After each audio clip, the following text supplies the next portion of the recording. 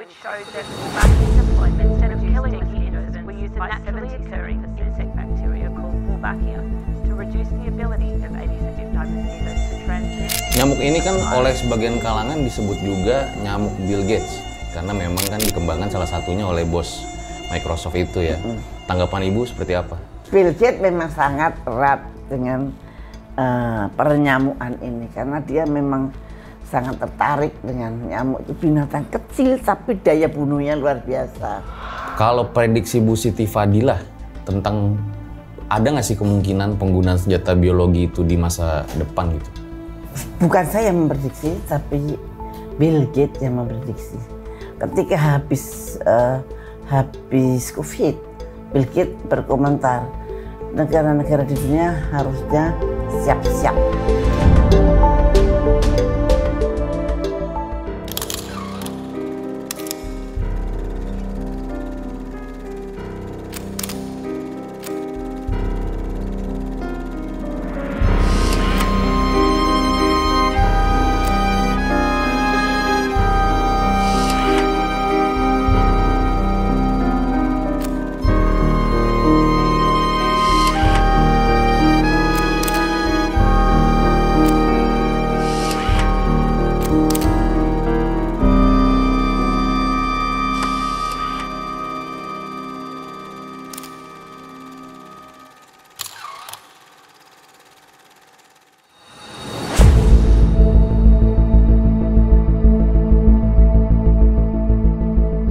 Sejarah mencatat penggunaan senjata biologi itu kerap digunakan ketika perang di zaman dahulu ya. Tujuannya untuk membuat lawan-lawan itu jadi lemah.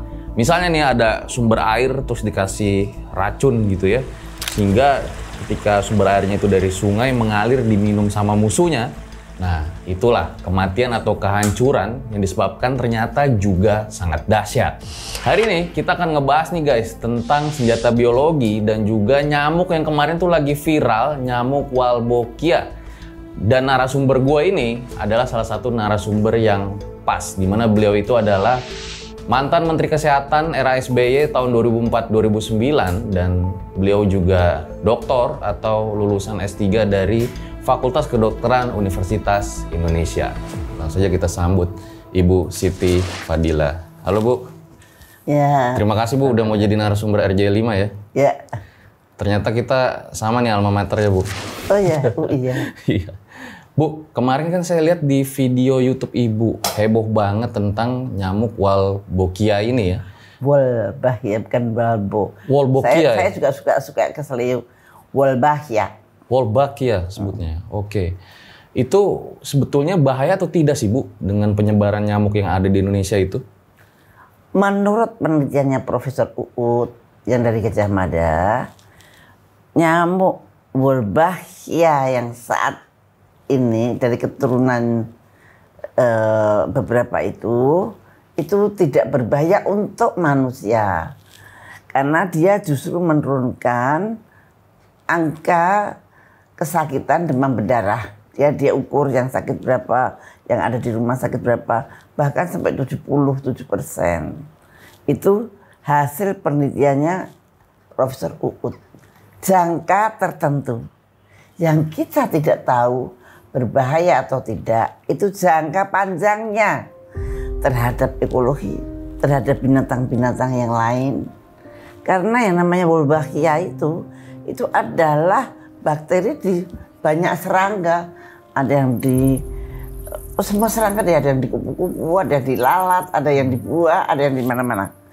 Nah, dengan Wolbachia di nyamuk itu apakah nanti akan merubah gambaran ekologi? Kita belum tahu.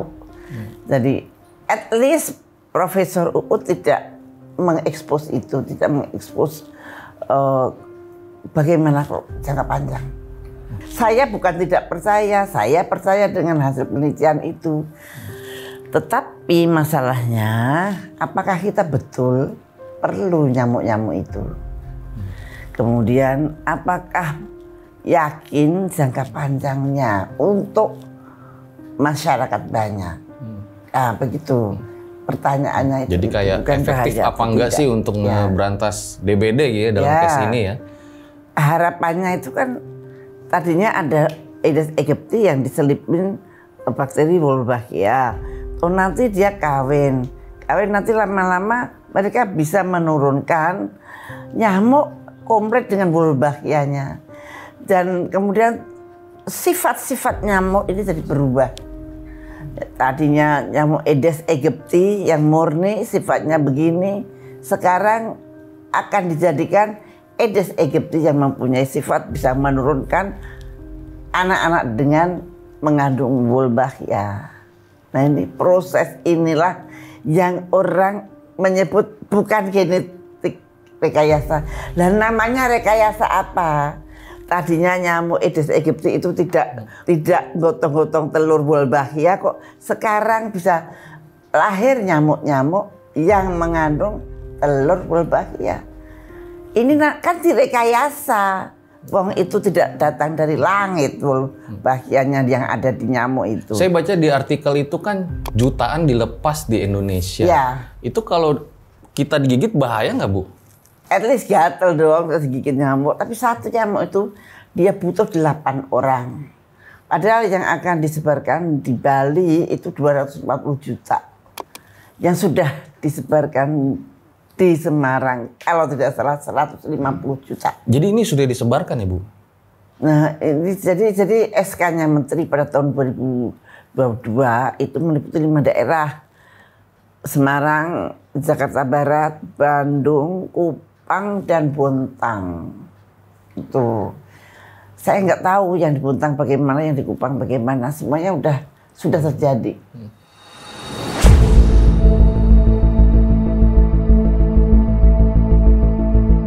Nyamuk ini kan oleh sebagian kalangan disebut juga nyamuk Bill Gates. Karena memang kan dikembangkan salah satunya oleh bos Microsoft itu ya. Tanggapan Ibu seperti apa? Siapa yang namain nyamuk Bill Gates? Ya, Bill Gates memang sangat erat dengan pernyamukan ini. Karena dia memang sangat tertarik dengan nyamuk. Itu binatang kecil tapi daya bunuhnya luar biasa. Kalau disentuh ya, kalau kita membuat sentuhan-sentuhan saintifik di dalam nyamuk itu bisa menjadi suatu hal yang sangat luar biasa. Oke, tapi banyak juga nih akhirnya beredar tentang teori-teori konspirasi ya dari nyamuk Wolbachia ini ya, Bu. Dimana banyak tuh teori-teori liar ya. Kalau menurut Ibu sendiri mungkin nggak sih ini ada agenda lain gitu? Itu agak sulit ya untuk bicara dengan orang biasa. Kalau soal konspirasi dan apa itu, coba dengerin dari Dr. Pak Mardigu, Bosman. Dia paling jago itu. Tapi kalau saya itu begini, saat ini kita tidak ada kabar berita tentang hebatnya demam berdarah. Kita tidak pernah mendengar bahwa demam berdarah itu menakutkan. Angka kematiannya meningkat tinggi. Bahkan saya mendengarnya bahwa Kemenkes itu sudah berhasil untuk mengendalikan demam berdarah di tanah air dengan cara PSN, dengan 3M dan sebagainya. Tiba-tiba ada kejadian Menteri Kesehatan menyebar nyamuk itu mengagetkan. Untuk apa gitu? Kan demam berdarah oke, tidak butuh suatu hal yang khusus karena sudah tenang, sudah terkendali, angka kematian kurang dari 1%. Untuk apa? Jadi menurut kita Ibu nggak ada urgensinya ya? Satu itu. Kedua, nyamuk itu saya telusurin. Ternyata telurnya itu berasal dari Australia. Yang diteliti oleh Profesor Uut mendapat dukungan dari World Mosquito Program. World Mosquito Program itu di belakangnya ada Pak Bill Gates. Tapi ada juga nih sebagian yang nyebut apa nggak terlalu cepat nih kita menyimpulkan jangan-jangan ini konspirasi tidak bisa dilihat dari sekarang. Hanya yang bisa melihat adalah orang yang mempunyai data-data sebelumnya. Oke. Kalau orang yang tidak pernah berpikir, tidak pernah mempunyai reference, tidak baca referat, tidak baca literatur, ya nggak akan bisa tahu. Mana konspirasi-konspirasi tidak pernah kelihatan nyata, tapi bisa dirasakan. Nah, Tapi misalkan juga itu satu, kita sedang dalam keadaan yang sibuk sekali ngurus pemilu. Tiba-tiba ada penyebaran nyamuk. Nah, penyebaran nyamuk yang diam-diam. Masyarakat tidak tahu. Lah, ini apa ini? Itulah. Kalau ada orang yang cerdas pasti akan berpikir begitu. Saya kalau orang Bali tidak geblok-geblok minta tolong ke saya juga baru bertanya-tanya dalam hati gitu. Tapi Bali, kenapa Bali? Wah, itu Bali ceritanya panjang. Bali itu kan kota internasional. Kalau ada apa-apa akan bisa mendunia. Pasti ada sesuatu yang akan dikembangkan di Bali itu. Oke, jadi pandangan Bu Siti Fadila seperti itu ya. Tapi nyamuk ini tidak bisa dilepaskan dari kemungkinan konspirasi. Oke. Kemungkinan. Tapi yang bisa berpikir konspirasi hanya orang-orang yang pintar saja yang mempunyai data-data banyak di sininya. Kalau enggak ya biasanya kalau komprador ya orang-orang kita itu banyak sekali yang sangat memuja Barat sampai wah, apalagi yang disekolahkan dari mereka, waduh, udah menuhankan. Dan dia lupa dengan tanah airnya sendiri. Dia lupa bahwa rakyatnya dipakai untuk kelinci percobaan. Karena itu kan sudah terbukti, ngapain rakyat dicoba lagi. Jadi ternyata uji coba. Uji coba kepentingannya siapa? Apakah kepentingannya Indonesia? Menurut saya tidak. Itu kepentingannya dari World Mosquito Program. World Mosquito Program ingin melaunching cara itu ke dunia-dunia yang lain. Maka dia pengen meyakinkan, coba di Indonesia dulu. Nah, tuh rakyatku untuk kelinci percobaan. Nah, kalau saya rasanya seperti itu.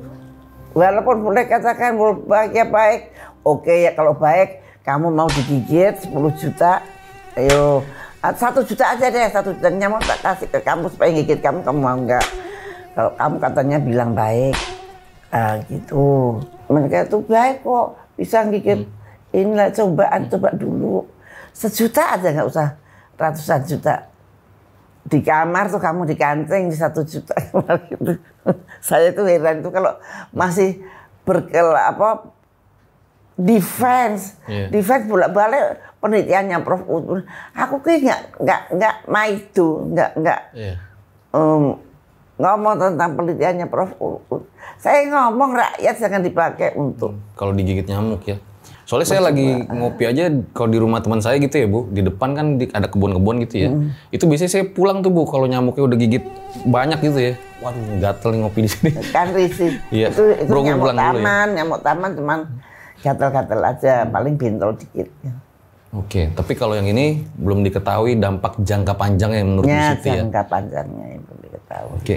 Tapi ini juga kan program ini udah di 11 negara tuh Bu, kayak Brasil, Sri Lanka gitu. Sri Lanka pengalamannya setelah 3 tahun justru timbul nyamuk yang sangat ganas. Di Singapura pemerintahnya menyatakan keluar dari program itu karena citizennya menolak dan karena ternyata malah menjadi 2 kali lipat DBD-nya. Dan itu saya katakan pada Pak Menteri bilang, itu kan caranya lain, metodenya lain. Saya tidak mengerti metodenya lain bagaimana.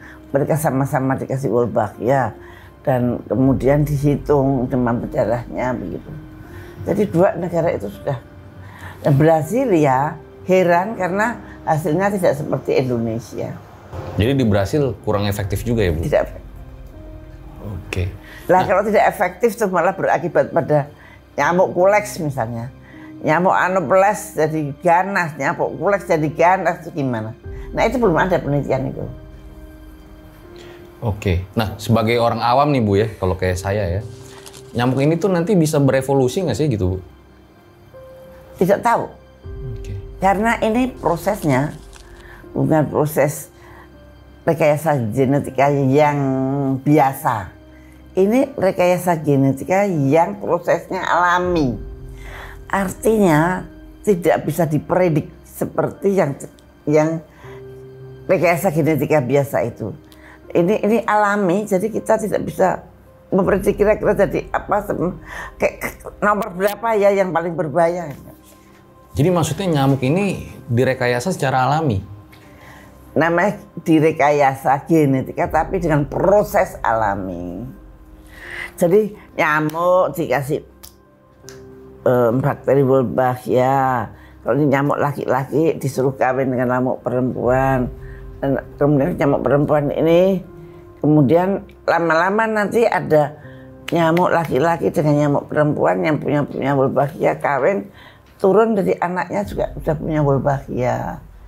Sehingga kita mengharap ada komunitas nyamuk baru yang mempunyai telur Wolbachia. Oke, jadi seperti itu ya kira-kira ya tentang itu namanya rekayasa apa? Kalau aku bilang rekayasa genetika, buser-buser itu pada marah. Rekayasa genetika, aku geli banget. Buser-buser anak-anak muda. Aduh, masa orang tua. Oh, Ibu juga diserang sama buzzer ya? Terkait nyamuk ini? Buzzer apa buser tuh? Buzzer, Bu. Buzzer, dokter-dokter muda yang mungkin nggak tahu apa dibayar apa nggak tahu ya. Aku nggak nuduh dibayar, tapi tiba-tiba dia ngomong dan dia kelihatan banget kok tidak menguasai, cuma dikasih bahan gitu kali ya. Bukan rekayasa genetika, bukan rekayasa. Lalu namanya rekayasa apa? Tadinya Aedes aegypti itu tidak punya telur Wolbachia loh, terus diselipin, terus diharapkan nanti turun-temurunnya itu punya telur Wolbachia semua. Ayo, itu namanya rekayasa apa? Jadi rekayasa. Fenotipenya aja sudah berubah. Mungkin direkayasa proses reproduksinya, tapi tetap rekayasa. Kalau tidak direkayasa berarti Aedes aegypti tetap dari Aedes aegypti. Kalau Aedes aegypti menjadi Aedes aegypti aksen, nah itu berarti udah rekayasa. Tapi dilawan terus bukan rekayasa genetika. Oke deh, kalau bukan rekayasa genetika itu rekayasa apa? Tadinya tidak bisa menurunkan anak dengan telur Wolbachia, setelah proses ini bisa telur.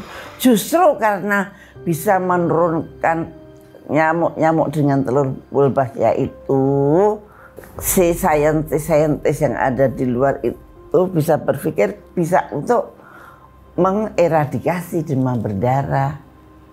Dilepas di alam aja dia beranak pinak sendiri gitu loh. Jadi cara yang efektif untuk mengatasi DBD itu kalau menurut Bu Siti Fadila efektif. Saya percaya efektif. Tapi side effect-nya yang jangka panjang bagaimana? Nyatanya Sri Lanka dengan itu mundur kok. Yang jelas mundur pemerintahnya itu Singapura. Nah, Bu Siti Fadila ya. Jadi kita masyarakat nih melihat isu ini harus bagaimana gitu, Bu? Karena pas saya nonton video Ibu juga, waduh, nyamuk disebar terus kita harus ngapain nih gitu. Nah, saya cuma pengen ngajari masyarakat supaya tidak apatis terhadap yang terjadi di sekelilingnya. Nanti akan banyak sekali program-program kesehatan yang misterius gitu ya, misterius. Ini menurut saya misterius karena tidak ngomong-ngomong tiba-tiba disebar. Lah rumah saya ini kalau mau di fogging aja minta izin nih. Mau di fogging enggak, Bu? Mau, lagi di fogging. Nah ini mau disebar nyamuk, kok nggak diumumkan di TV, di mana penyebaran nyamuk? Maksudnya begini. Kalau ada tanda-tanda ini harus melapor, misalkan gitu. Kalau ada yang sakit nanti saya obati lah itu. Jadi mestinya ada informed consent bahwa masyarakat tahu persis akan disebar nyamuk itu untuk itu. Yang perlu diperhatikan masyarakat apa, efek jangka panjangnya apa. Kalau sampai masyarakat sakit karena efek penelitian tersebut kepada siapa mesti ngomong siapa yang bayarin, siapa yang itu saja. Oke. Di sini saya sangat ini concern saya hanya pada masyarakat.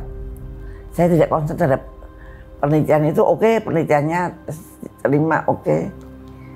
Nyamuknya, andai kan nyamuk Wolbachia itu nyamuk baik, apakah masyarakat mau menerima ratusan juta? Oke. Tetap juga digigitin loh. Kalau saya sih nggak mau gitu digigit nyamuk, daripada nggak digigit nyamuk, mending nggak digigit toh. Karena saya kalau digigit nyamuk itu bekasnya itu sampai 10 hari. Bentol-bentolnya, Bu? Bentol-bentol itu.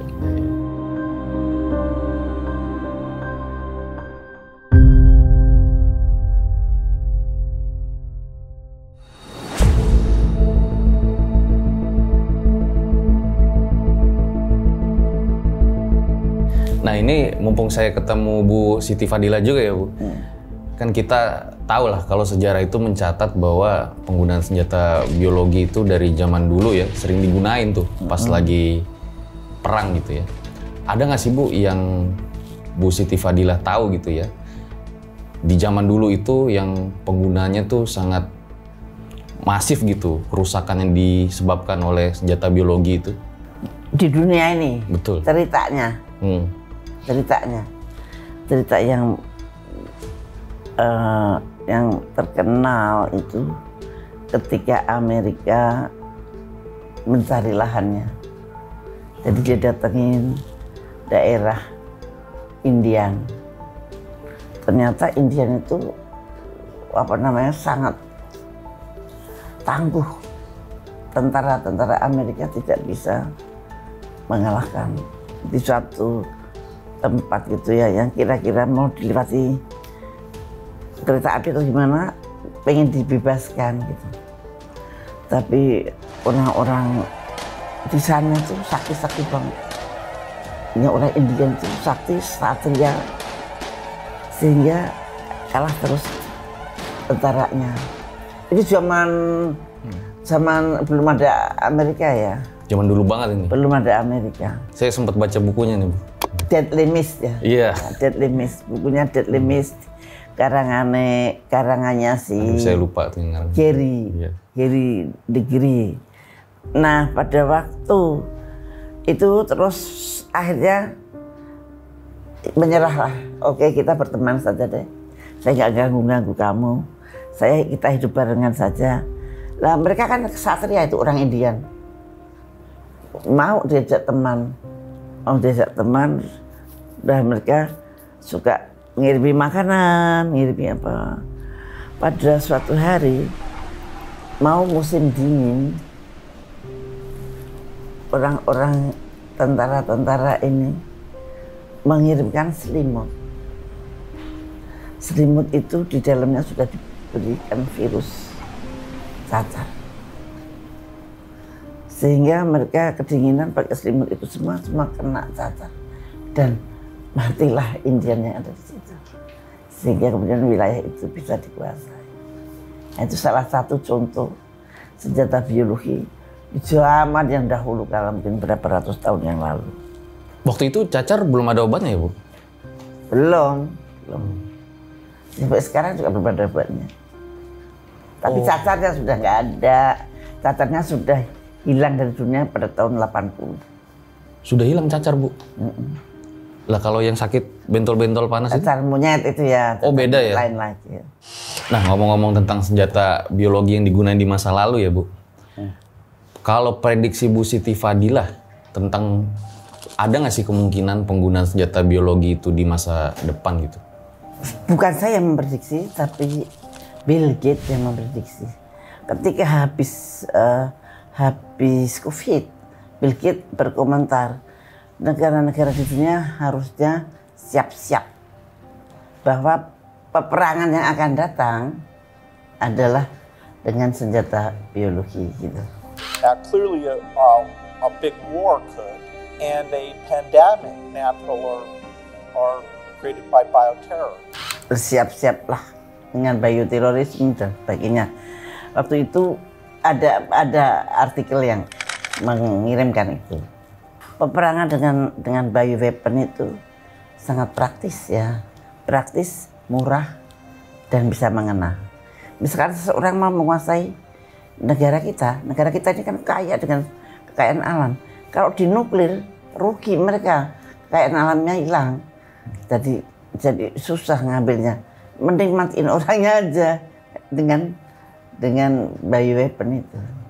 Jadi Anda jangan, anak-anak milenial, anak-anak jenial, jangan sekali-kali Anda meremehkan bioweapon. Jangan sekali-kali Anda meremehkan bioterorisme. Itu nanti dunia Anda. Kalau Anda tidak mau belajar dari sekarang, nanti Anda akan menjadi korbannya. Makanya kita sebagai milenial atau Gen Z itu harus mempersiapkan apa, Bu, di masa depan? Pengetahuan, baca. Sekarang baca itu mau di Google, mau di mana-mana juga banyak sekali. Bioterorisme, apa itu bioterorisme? Kemudian bioweapon itu apa? Dan sebagainya. Dan yang menguasai itu kekuatan dunia yang sangat besar. Anda harus peka terhadap hal seperti itu. Milih presiden mana sih yang tahu tentang bioweapon? Okay. Di antara tiga itu mana yang tahu tentang bioweapon? Saya ini kadang-kadang sedih sendiri. Saya ini seorang mantan Menteri Kesehatan. Jadi saya tahu seluk-beluk WHO, seluk-beluk kesehatan, sangat tahu. Kemudian saya ini peneliti. Saya memang kegiatan saya peneliti sebelum jadi menteri. Kemudian saya ini pernah melawan WHO. Karena saya melihat WHO tidak jujur, saya melihat WHO bohong. Dan kemudian saya lawan. Dan itu tercatat di dunia, bukannya melawan WHO di Jakarta, tapi saya melawan WHO di dunia.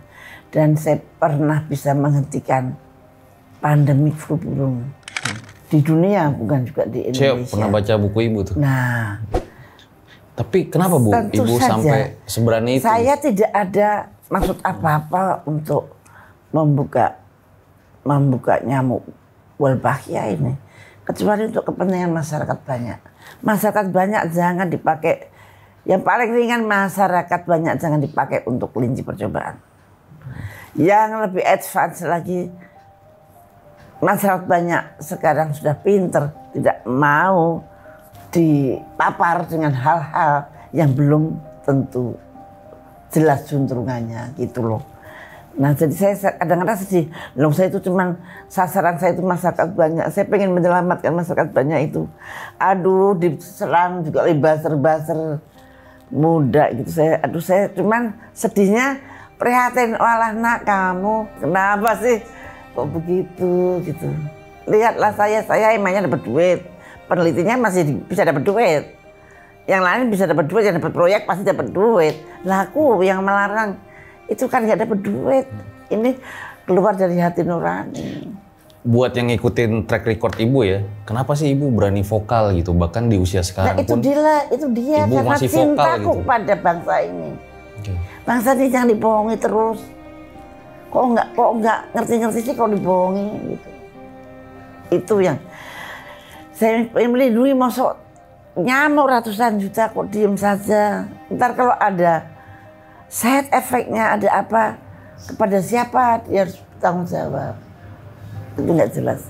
Nah itu saya hanya keprihatinan seorang ibu yang sudah berpengalaman. Tentu saja saya nggak ngawur, dan di dalam berpikir seperti ini saya insya Allah saya tidak ngawur. Nah, sambil minum dulu, Bu. Mudah-mudahan bermanfaat bagi masyarakat banyak. Oke. Nah, kalau menurut Bu Siti ya, kita sebagai milenial atau Gen Z, gimana sih jadi orang itu yang sehat secara fisik tapi mentalnya juga sehat gitu? Kamu tuh paling berat jadi anak zaman sekarang itu, Bang San. Tantangannya luar biasa. Saya waktu kecil saya nggak punya HP. Sampai SMA nggak ada HP. Jadi gangguan-gangguan itu tidak seberat Anda. Yang paling penting Anda jangan gampang ikut-ikutan. Mestinya Anda harus diajarin melihat sesuatu itu dengan cara seperti apa. Memilih sesuatu itu harus bagaimana. Kalau saya didik anak saya begitu. Yang penting hidup itu memilih. Biasanya ada A dan B. Ini kayak digital kan juga A dan B doang. A dan B pilih A, bener. Nanti di sini suruh milih lagi. A dan B milih A, bener lagi. Kalau bener sukses.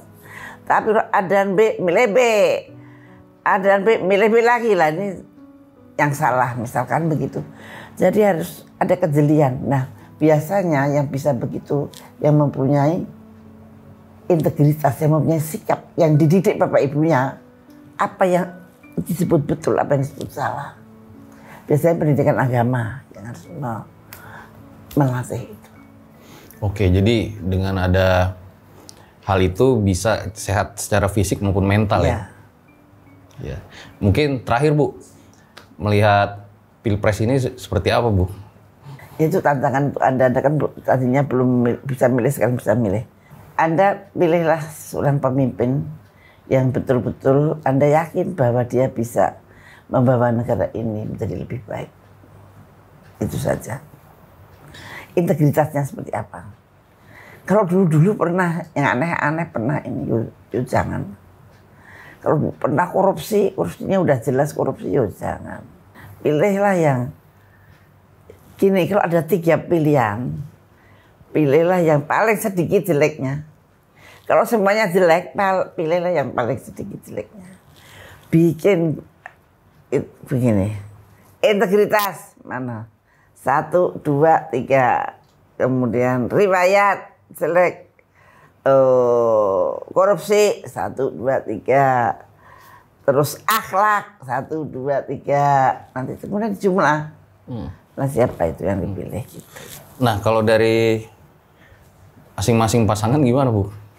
Kalau lihat angka dari apa itu namanya? Kalau yang buat angka siapa? Survei itu. Survei. Elektabilitas.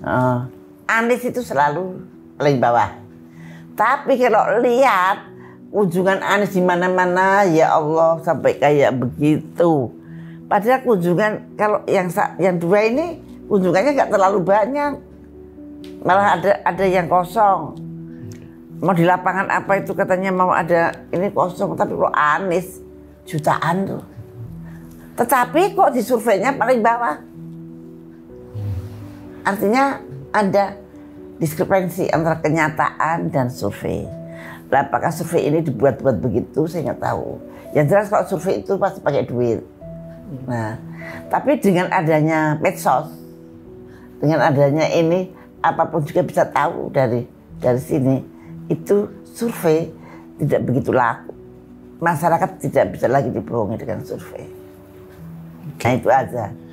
Ya, jadi dengan memimpin menurut Ibu kita bisa jadi bangsa yang cerdas dan juga sehat gitu kurang lebih ya Bu. Iya, cerdas dan berintegritas. Oke, makasih banyak Bu Siti Fadila ya udah berbagi di RJ5 sama saat ini. Sehat-sehat selalu buat Bu Siti Fadila. Gue Fajar Ditya, RJ5 undur diri. Ciao.